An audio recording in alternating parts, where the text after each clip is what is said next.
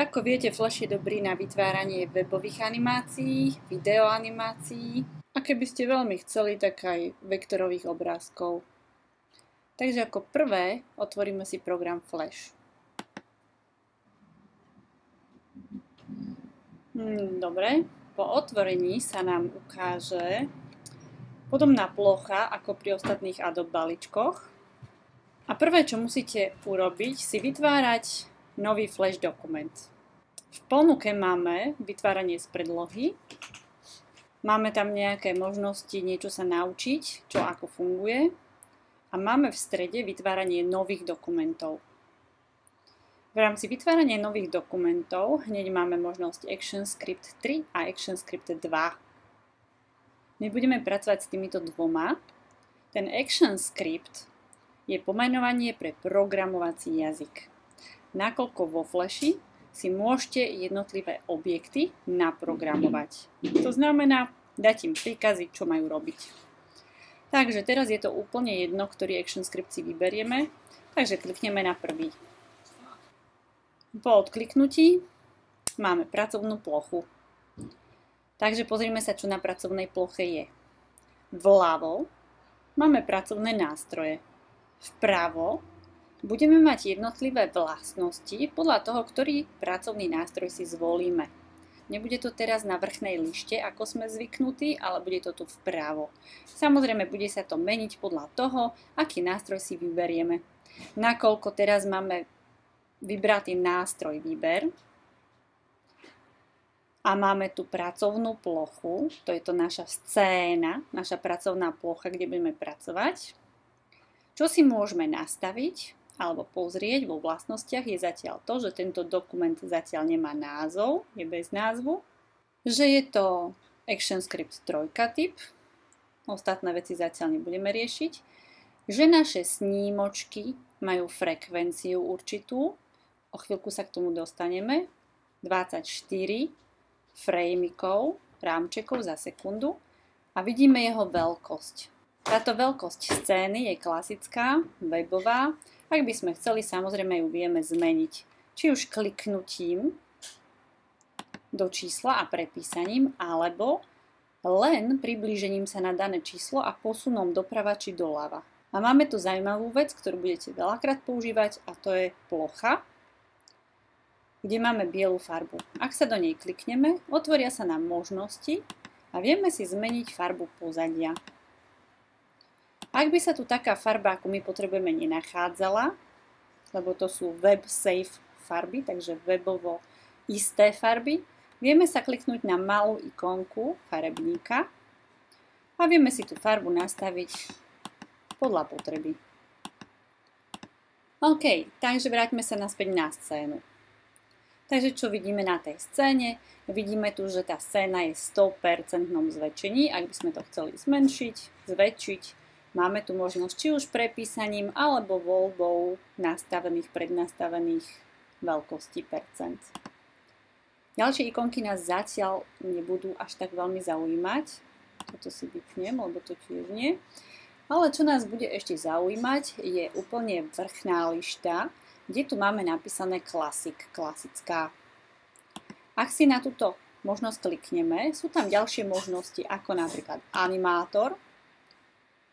Ako vidíte, zmení sa vám plôžka, alebo designer, návrhár, zase sa vám zmení plôžka. Takže keby ste potrebovali nejaké iné nastavenia alebo iné pracovné plochy, tak si to viete zmeniť na hornej lište. Veľakrát sa stáva, že na vašom počítači pracujú aj iní žiaci a máte to zmenené a chcete to dať späť, takže my budeme robiť s klasickou.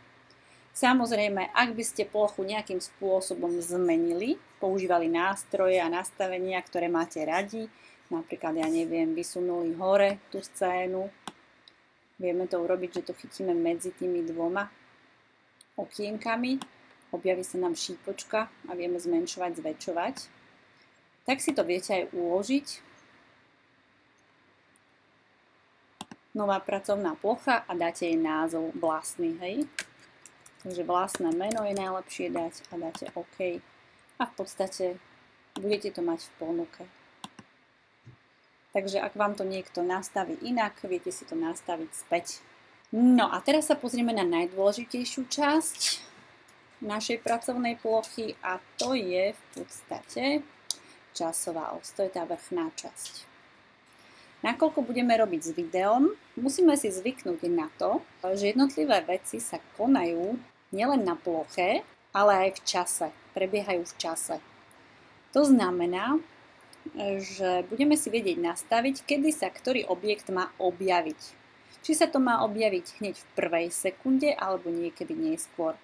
Toto, čo tu vidíte hore, 1, 5, 10, 15, 20, 25, to nie sú sekundy. Sú to frejmiky, okienka. Tieto okienka, ktoré sú tu, sú prázdne. Nič v nich nie je, okrem prvého.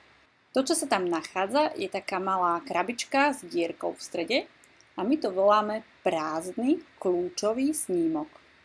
Prečo je to dôležité? Ak by sme tu nemali nič v tomto prvom frejmiku, nevedeli by sme kresliť na plochu. Je to niečo ako prázdny papier.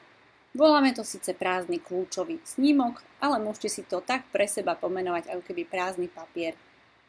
Ďalšia vec, ktorú tu máme, je samozrejme klasické pomenovanie vrstvy. Keď ju chcem prepísať, kliknem sa do nej a viem si tam napísať, čo tam budem mať. Pozadie napríklad. Ďalšia vec, ktorú tu vidíme, je oko, to znamená zviditeľnenie alebo nezviditeľnenie vrstvy. Zamknutie, otvorenie vrstvy. A táto vec bude, keď budeme pracovať s nástrojmi a s objektmi, či to bude ukazovať ako celý objekt alebo len jeho obrysy. Ďalšiu časť, ktorú tu máme, je pridávanie novej vrstvy. Kliknutím vieme pridávať novú vrstvu. Novú vrstvu vieme odobrať, odstrániť kliknutím na odpadkový kôš. A máme tu ešte pridávanie zložiek. Je tu ešte jedna veľmi dôležitá vec, ktorú budete potrebovať vedieť.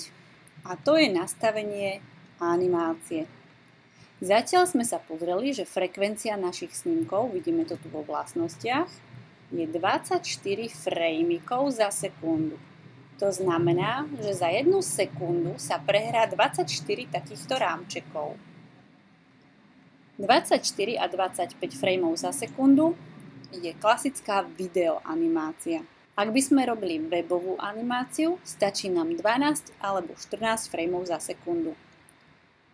Vieme si to nastaviť alebo kliknutím a prepísaním, alebo len klasicky posunom potiahnutím. V tomto prípade naša animácia bude za sekundu čítať 24 takýchto malých framekov alebo rámčekov.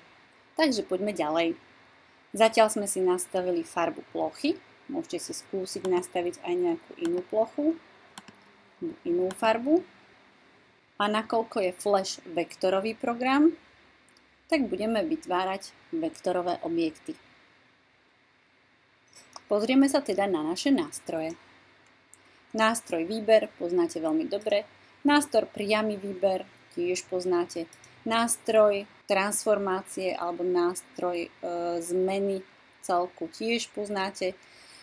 Tento nástroj, 3D nástroj otáčanie si ukážeme neskôr.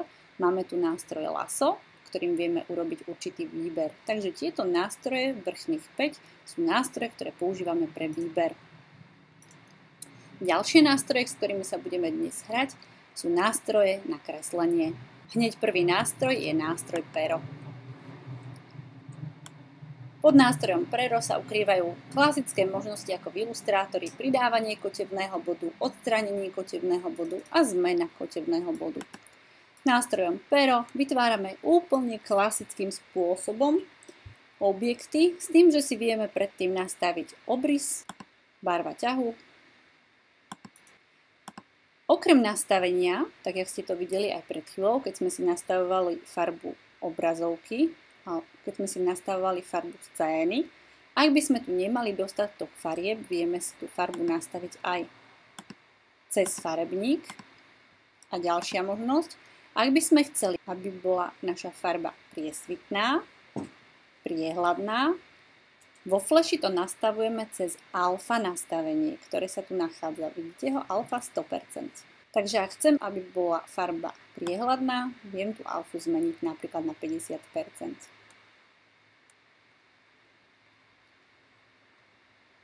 Takže klasický spôsob vytvárania. Máme tu ručky, máme tu kotevné body.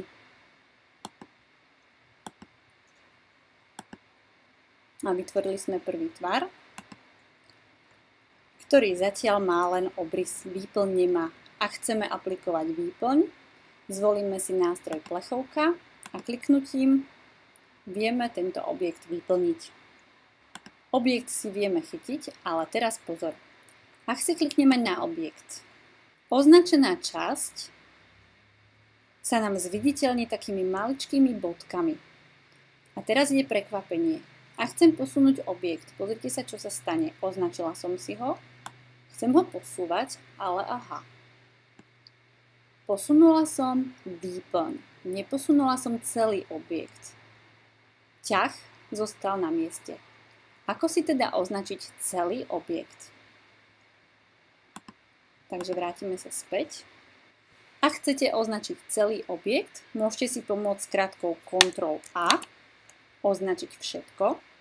Ctrl+Shift+A je odznačenie. Ctrl+A ešte raz. Tým pádom viem presunúť tento môj objekt. Alebo máme tu ešte jednu možnosť. Obísť si celý tvar z diaľky a vyznačiť si ho tak.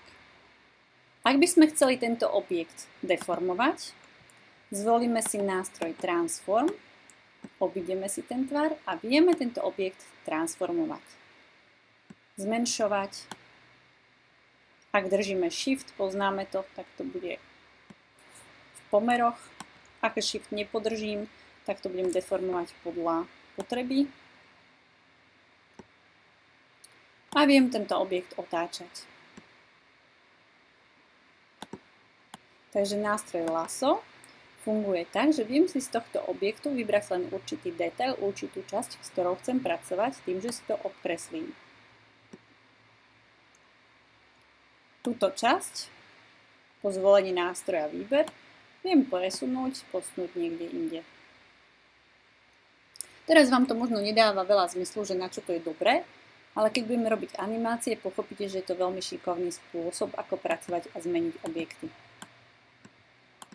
Ďalší nástroj, ktorým vieme pracovať, je nástroj tuška. Pri nástroje tuška si vieme zvoliť ťah, ale nie výplň. Okrem voľby farby ťahu si vieme nastaviť aj režim práce. Zvyčajne pracujeme s režimom narovnať alebo vyhľadiť. Režim narovnať znamená, že to, ako nakreslíme ten náš tvar, sa snaží troška vyrovnať tie okraje, tie hrany tej našej linky. Režim vyhľadiť sa bude snažiť tento tvar zaobliť určitým spôsobom a nástroj Atrament v podstate zanecháva našu stopu takú, aká bola, akú sme ju nakreslili. Ak by sme nástrojom tuška nakreslili určitý tvar, ktorému chceme dať výplň, ťah musí byť uzavretý a cez nástroj plechovka vieme tento tvar vyplniť. Ďalší nástroj, ktorý používame, je nástroj štetec. Pri nástroji štetec si nastavíme hlavne výplň. Nezabudnite si nastaviť späť aj alfu. Takže keď kreslíme štetcom, nástrojom štetec, okrem toho, že si zvolíme výplň, takže ťah nie je len výplň, volíme si aj stopu a tvar štetca. Takže tvar štetca môže byť od kruhového až po štvorcový a veľkosť štetca môže byť od malého až po väčší.